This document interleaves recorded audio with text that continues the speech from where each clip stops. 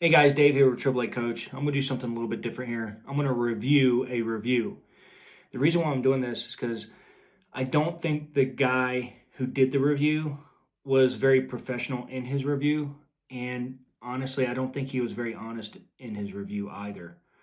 Because I have drastically different results than he did.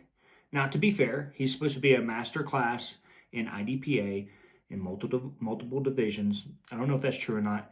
And frankly, it kind of doesn't matter. The only reason why it would matter is because if he is a master class, then he should be able to shoot with any sight. That's my personal opinion. He should be able to shoot with any sight. Now, whether he likes the sight or not, that's a different story, but he should at least be able to shoot with any sight. And then there's a particular part in this video that I'm going to show you that shows that he might not be very honest on this at all. And to the trained eye, you can see it, but to the untrained eye, it just looks normal. For more background information, Soft Industries sent me 1,000 rounds. They also sent me a rear sight and a front sight. I installed them and I did several videos. I'm going to do several more videos as well. Now, my personal opinion of the sight right up front, I think it is a viable option. I don't think it is quote unquote as accurate as a red dot, but I do think it is a viable option. Ultimately, it's going to be dependent on your fundamentals. Like if you have your fundamentals down, you can make it very accurate. Same thing, if you don't have your fundamentals down, your red dot's not going to be very accurate. Does it make sense? So it doesn't matter the equipment that you're getting. It matters your fundamentals, and if your fundamentals are down, okay? You know, your equipment may help you a little bit, but 95% of it is fundamentals. First of all, let's go to 1 minute, 37 seconds. This is one thing that I completely despise. And for anybody doing reviews on guns, please take note of this and make sure this doesn't happen, because in the 2A community, we need to make sure and adhere to safety procedures. I'll go to 132, and then we'll start from there. Yeah. So there it is. Here it is. This is it. This is the soft. Okay. So right there, this guy, he has his firearm, and he completely flags his face. Hey brother, if you're watching, don't do that. And if the phrase comes out, "it was unloaded," what is one of the general safety rules? Just saying. Never point at anything you're not willing to destroy, right? Are you willing to destroy your face? Doesn't matter if it's loaded or unloaded, okay? I'm sure you're perfectly proficient with the firearm, but to display this kind of carelessness with a firearm, man, let's tone it down a little bit and make sure that doesn't happen.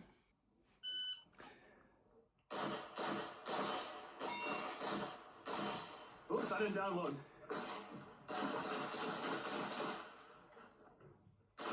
As you can see, he's pretty proficient with the firearm.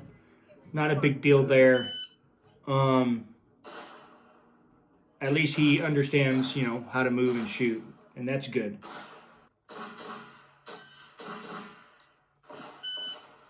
Okay, here his sight falls off the gun, and which means it wasn't properly installed, nor did he use blue Loctite. Front sight fell off. Yeah, it did. If you're finished, I'll load it. Okay, here he's doing a 5x5 classifier for IDPA. If you don't know what that is, it's basically, I think it's 5 stages, and then, each stage has a different course of fire. And the last one. So that's what he's doing here. This thing fucking sucks. Okay. Hang on. Down one. So the guy who's making the comment, he said this thing fucking sucks. He's not actually shooting it, it's the other guy. So I think it's just inarguable that this thing is not as good as a red dot. Okay, so he says it's not anywhere near what a red dot is. Okay, I agree with that. It's not near what a red dot is because it's an actual iron sight. That's what it is. It's an actual iron sight. That's what it is. It's a different kind of iron sight. And I think it's actually comparable to a red dot. Now, there's some things that you're going to have to get used to, of course, when you shoot the thing. The red dot, I hand it off to the red dots. Those are the best maybe for competition use. But when it comes to like tactical purposes, when it comes to police work, security work, military work, stuff like that, the red dot should probably not be the first sight you throw on a firearm, okay? And you can see one of my other videos from that, you know, when it gets caked in with mud or it gets caked in with snow or water or whatever, right? So, so there's some pros there when it comes to the actual aim. I didn't show you the video, but he continuously, constantly is shooting low. And I had that problem too. So I had that problem because I was just putting the top of the front sight. I'll show you right here. There's a picture right here. And in that picture, you'll see the rear of the rear sight. And there's two lines. Those two lines, the thickness actually matters. The thickness of those two lines actually matter. And what I was doing initially is I was putting the front sight of the gun within those two lines and I was shooting, okay? Or maybe even at the bottom of those two lines and I would shoot. And what would happen is I would tend to shoot low. Come to find out, if you put the top of the front sight along the top of the two lines, you can see that picture there. I got a little line there to kind of reference. You're going to hit where you're aiming at 4, at 7, at 15, at 20 yards. Okay, you're going to hit where you're aiming. That was the problem, and I solved that problem by actually understanding the sight. I don't believe this guy actually sought to actually understand the sight. He just thought he was going to throw it on there, and it's going to be like a red dot and just, you know, be just as accurate and all that other stuff without actually going through the trials and tribulations of learning the sight. Okay, this next video, he's going to shoot a plate rack, and we'll get into that. All right, here we are, probably 10 yards from the plate rack.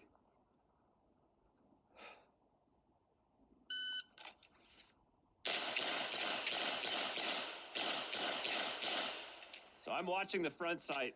I'm seeing the green of the front sight on that white plate when I pull the trigger. I got my problems with this one. You can see that he's going from left to right. He's a left-handed shooter, so typically that's what they do, left to right. And, you know, he misses, I think, the first and the third. Let's watch it again. Hit, miss, hit, miss, hit. So I'm watching the front sight. I'm seeing the green of the front. Now, okay, so he hit the first, he hit the third, and he hit I think it was the sixth. But the other ones he missed. Fine, you missed. So there's this thing called CLIA, which is call your shot, because you know you hit the target, then lead with your eyes, so CL. Exit quickly, which means you're going to exit off of one target onto the next. And then you're going to assess. But in this case, like, he's just shooting, so just shoot. So it could be CLIA or CLIAS or whatever you want to call it, but that's the way it works. You're going to call your shot, lead with your eyes, exit quickly, and then assess. So 1, 2, 3, 4, 5, 6, okay? If he was to do that, most professional shooters that I've ever come encounter with, they will maybe do the entire rack, and then work their way back systematically. He didn't. He's just like 1, 2, 3, 4, 5, 6, 7, 8, 9, 10. Like, he was just all over the place. So it leads me to believe that he intentionally sabotaged it. Also, he said, you know, we're at, 10 yards or whatever it is. If you're doing a review, you should have the yardage as best as possible, right? So, even if you have to walk it out, you can say 10 steps, 20 steps, 30 steps, whatever. You should have some kind of yardage or distance to the target that you're shooting so people can actually reference exactly how far you're shooting. I want you to hear to what he says in the video. So I'm watching the front sight. I'm seeing the green of the front sight on that white plate when I pull the trigger. He said he's watching the green of the front sight as he pulls the trigger. Okay. Remember, this is a iron sight. It's advanced iron sight module, which means it's an iron sight. You should be able to reference not only the green sight, which you should be focused on, you should also be able to reference the target and the rear sight. He mentions nothing of the rear sight, he just mentions the front sight. So on this next video, he had somebody else shoot the thing, which I guess this guy was supposed to be a carry optics guy. Great. And I don't know what distance they are, but he shoots this still target and he hits low. So watch this video. All right, we're here with Kevin. Kevin shoots pretty much only dots. He's going to try the soft aiming thing. We're at, I don't know, maybe 20 yards. He's going to try and hit this. He's a dot shooter, and he did it.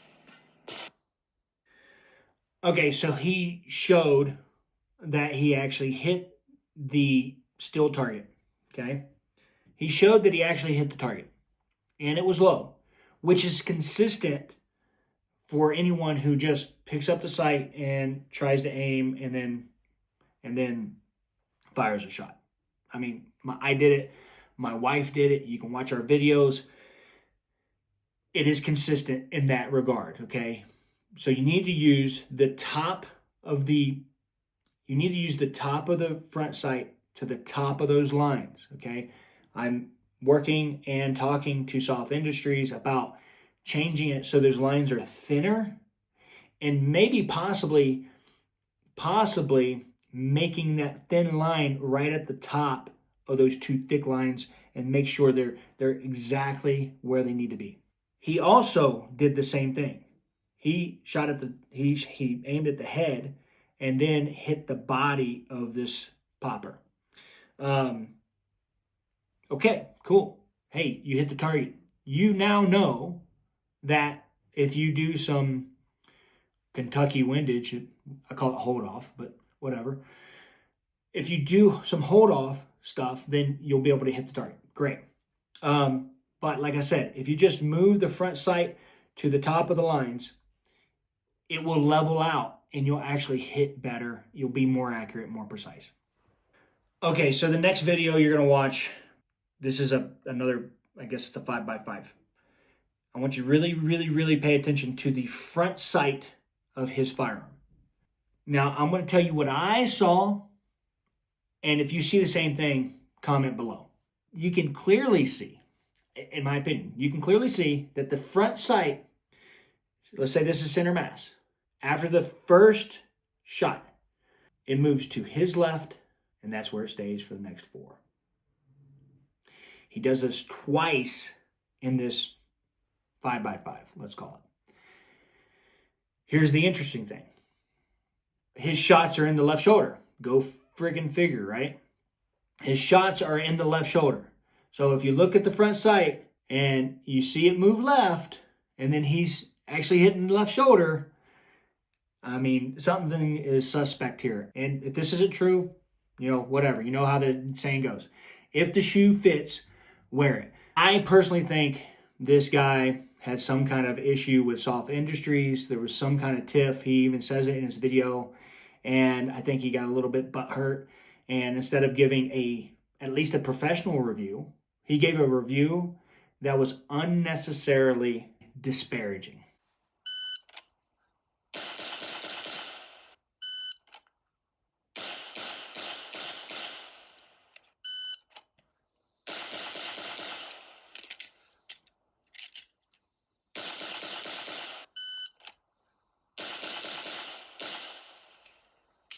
Now we're going to do slow-mo and go from there.